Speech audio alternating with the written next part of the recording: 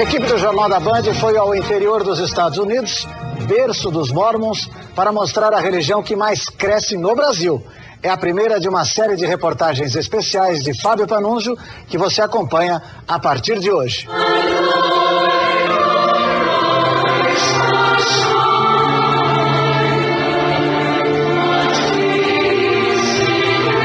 Pouca gente sabe quem são os adeptos da Igreja de Jesus Cristo dos Santos dos Últimos Dias. A religião está presente em mais de 180 países. É a que mais cresce no Brasil, onde já é 2 vezes maior do que o candomblé e 10 vezes maior do que o judaísmo. A religião nasceu da visão profética de um adolescente nova-iorquino chamado Joseph Smith no começo do século XIX. A ele teria sido revelado que Jesus Cristo ressuscitou na América do Norte.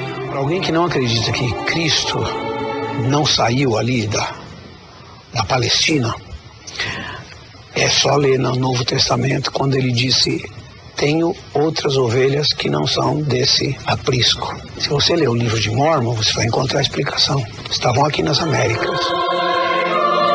A Bíblia dos Mormons é maior do que a dos demais cristãos. Oh God, the Eternal Father. Ela foi acrescida do livro de Mórmon, o que valeu a eles décadas de intolerância e perseguição. Foram sendo empurrados cada vez mais para o oeste americano. Por isso, a história dos Mormons se confunde com a própria conquista do oeste. Em julho de 1847, um grupo de 148 pessoas venceu esses vales das Montanhas Rochosas e chegou até este lugar. No local exato onde está aquele monumento, o líder desse grupo, Brigham Young, pronunciou uma frase: "This is the right place." Este é o local exato. Ele teria tido uma visão e antevisto um futuro de paz e prosperidade para os Mormons. Salt Lake City, que é a capital do estado de Utah, é uma obra Mormon. A sede da igreja está situada no centro geográfico da cidade. A Temple Square, a Praça do Templo, é uma espécie de Vaticano dos Mormons. Não é difícil distinguir os membros da igreja, que se chamam santos. As moças se vestem com muita discrição. Eles cultuam a virgindade até o casamento e não podem namorar enquanto estão servindo a igreja no trabalho voluntário das missões. Estas 2 brasileiras pós-adolescentes juram que não há nenhuma dificuldade em domar os hormônios. Eu tenho tanta coisa para pensar aqui que namorado fica profundo. Os Mormons acreditam que as famílias são indissolúveis e vão continuar juntas por toda a eternidade.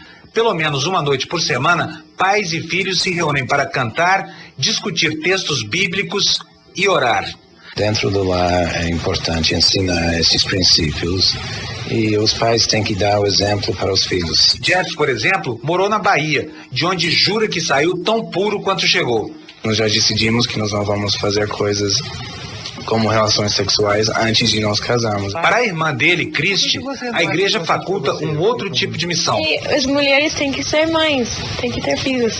Apesar do conservadorismo, os Mormons sofrem com um preconceito histórico. São conhecidos como polígamos.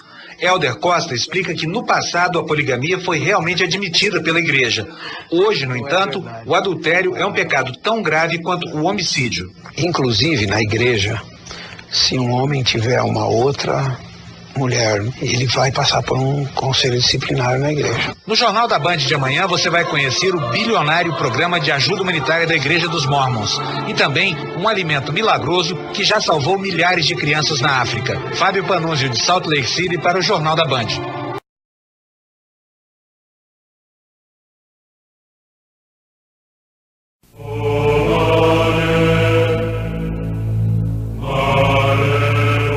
El Salvador, fevereiro de 2001. Um terremoto destrói 200 mil casas e mata mais de 1.200 pessoas. Horas depois, lá estão os Mormons removendo escombros, distribuindo comida e cuidando dos feridos.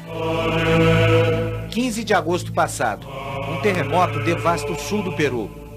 Menos de 2 dias depois, a ajuda humanitária dos Mormons já começa a ser distribuída nas áreas afetadas.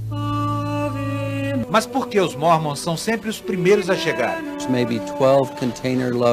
Só dentro deste depósito nós temos 20 containers prontos para embarcar imediatamente. Estamos sempre preparados para reagir rapidamente quando é necessário. Tudo começou durante a crise da economia americana de 1929. O crack deixou uma lição que os Mormons transformaram em doutrina. É preciso ser autossuficiente. A Igreja de Jesus Cristo dos Santos dos Últimos Dias comprou fazendas e equipamentos agrícolas para produzir alimentos para os fiéis em dificuldade. Hoje as fazendas dos Mormons produzem uma quantidade enorme de alimentos. Só nestas são 120 mil litros de leite por dia, além de frutas, animais de corte e cereais. E nada é vendido. Uma parte da produção vai para a rede Bishop's Storehouse, as lojas do bispo. Nelas, gente da comunidade que está desempregada pode pegar o que precisa sem nenhum custo. É o caso do ex-presidiário Julian Valdez, que apesar de ser da Igreja Batista, conseguiu o socorro dos Mormons. Eu saí da prisão sem nada. Eles me deram comida, mobília e me abrigaram. A igreja ensina a cada família como ser autossuficiente na prática. Toda residência mormon tem um depósito de alimentos no porão. Nós temos massas, óleo, açúcar, carne, farelo de cereais, carne desidratada. A igreja dá as instruções sobre que tipo de comida devemos estocar. Comida suficiente para sustentar a vida por um ano. Os mormons são obcecados por previdência e acham que tudo aquilo que já não serve mais para quem já tem muito, serve muito para quem não tem nada. Um exemplo disso são roupas usadas que já saíram de moda e que as famílias americanas e de outros países ricos doam para pessoas necessitadas de países pobres. Isso deu origem a um dos maiores e mais eficientes sistemas de ajuda humanitária do planeta. As roupas doadas são separadas por tamanho e por estado de conservação. As mais novas são vendidas para a arrecadação de fundos. As que estão em bom estado são prensadas e guardadas. As que não servem mais como vestuário são trituradas e transformadas em cobertores.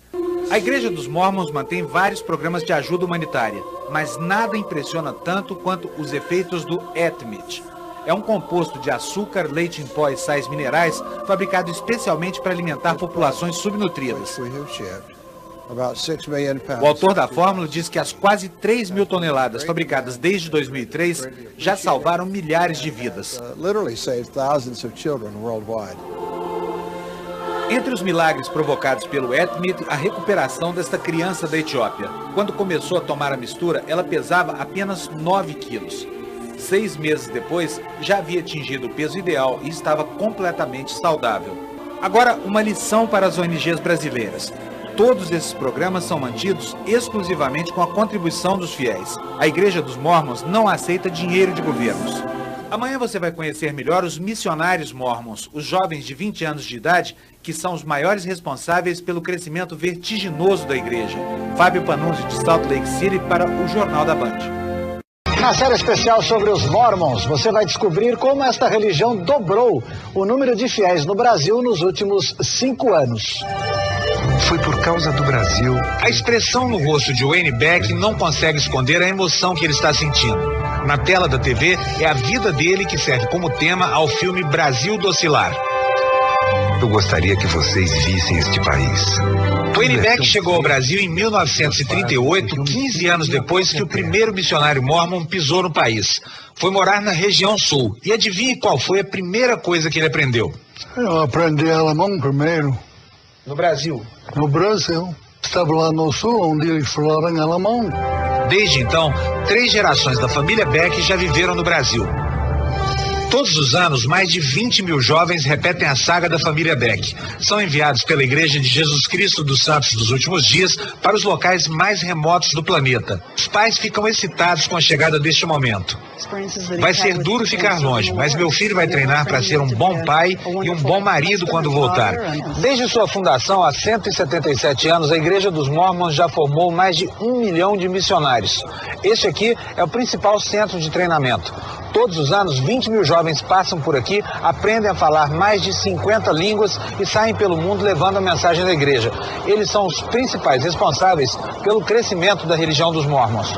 Eles passam de 3 a 12 semanas no centro de treinamento. O professor diz que as línguas asiáticas são as mais difíceis. Pergunto qual das línguas latinas é a mais difícil. Eu, pessoalmente, considero o português um pouco mais difícil do que o italiano e o espanhol. É justamente esse desafio que foi imposto a esta classe. Os futuros missionários estão estudando português com sotaque lusitano porque irão para Portugal e Moçambique. Chegaram no país não entendem tudo, mas conseguem falar, conseguem andar nas ruas e dizer olá e ter conversas. A julgar pelos resultados, o treinamento dos missionários é um ótimo investimento. No ano passado, os 53 mil missionários provocaram 300 mil conversões. No Brasil, os fiéis da igreja dobraram em 5 anos.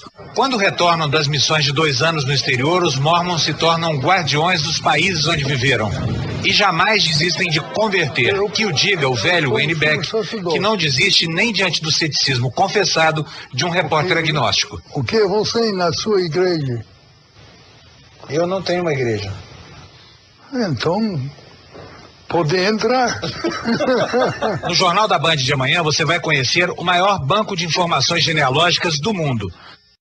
Os Mormons mantêm o maior acervo com estudos sobre famílias do mundo inteiro. São 2 bilhões de registros à disposição de qualquer pessoa, mesmo de fora da igreja. 13 milhões de fiéis em todo o planeta frequentam a Igreja de Jesus Cristo dos Santos dos Últimos Dias. Para eles, conhecer a genealogia familiar é quase tão importante quanto o jejum e as orações. Mas há milhares de não-mormons que frequentam os centros de história da família da igreja por um motivo semelhante, a vontade de conhecer os ancestrais. Mary Elizabeth Dresser, por exemplo, passou uma semana em Salt Lake consultando os arquivos. Ela veio do Texas junto com um grupo de aficionados por genealogia. Eu estou procurando especificamente o registro de um dos meus avós para conhecer o legado dele, mas até agora não consegui nada. Os mormons acreditam que as famílias não se dissolvem nunca, nem depois da morte. Essa crença deu origem ao maior acervo de informações genealógicas do planeta. Aqui no Centro de História da Família, em Salt Lake City, há 2,5 milhões de microfilmes com informações sobre a genealogia de bilhões de pessoas. Por isso é muito provável que em uma dessas caixinhas haja registros sobre o nascimento, o casamento ou a morte do seu avô ou do seu bisavô. 2.000 pessoas frequentam diariamente a Biblioteca de História da Família para obter cópias das certidões dos antepassados. Para testar a eficiência do serviço, peço a uma das pesquisadoras que localize para mim o nome do meu bisavô paterno. Rapidamente, ela encontra o microfilme. História da minha família. O microfilme é colocado num retroprojetor. No meu caso, tiramos a sorte grande. A caligrafia do notário era boa e há um índice organizado na contracapa. Logo, logo aparece a certidão de nascimento. Por ela, fico sabendo que o meu bisavô se chamava Raffaele, morava na pequena cidade italiana de Coletorto e foi pai do meu avô aos 31 anos de idade. Este é um serviço gratuito e nós abrimos as portas para qualquer um que esteja procurando seus ancestrais. Os mormons não gastam milhões de dólares com esse acervo por mero diletantismo. Eles acreditam que a salvação só vem com o batismo pela igreja deles, que tem menos de 2 séculos de idade. O que fazer, então, a respeito de todos os que viveram e morreram antes disso e não foram batizados? Nós efetuamos batismos por pessoas vivas e batismo por pessoas mortas. Se você quer começar a pesquisar a genealogia da sua família, o site da Igreja dos Mormons é o melhor caminho. O endereço é www.familysearch.org. Fábio Panunzi, de Salt Lake City, para o Jornal da Band. Na terceira maior universidade privada dos Estados Unidos, milhares de jovens aprendem a cantar o hino nacional do Brasil. A instituição é mantida pelos Mormons. A universidade mantida pelos Mormons é tão luxuosa que mais parece um resort animado. Apesar disso, a mensalidade é mais barata do que a de muitas creches de bairro no Brasil. Este ano, há 136 brasileiros estudando em BYU. São muitas horas de estudo, mas é bem legal e o mercado reconhece. O interessante é que também há muitos americanos estudando língua portuguesa e literatura brasileira. Minha terra tem palmeiras, onde canta o Sabiá. Mas por que a Igreja dos Mormons gasta milhões de dólares todos os anos formando catedráticos no idioma tão pouco familiar à cultura americana? Quero muito aprender melhor esta língua para que possa melhorar o meu potencial de ganhar dinheiro no futuro. Os estudantes que saem daqui são muito ativos na igreja e sendo que a nossa igreja não tem líderes pagos, são pessoas que trabalham como voluntários. Os alunos sabem exatamente que papel a igreja lhes reserva. Enquanto vão aprimorando seus conhecimentos no idioma de Camões, produzem cenas impensáveis numa universidade brasileira. Esta, por exemplo. desigualdade, conseguimos conquistar com braço forte. Costume nosso, nós gostamos muito. Só que na segunda parte, aí nós... Fábio Panunzio, de Salt Lake City, para o Jornal da Band.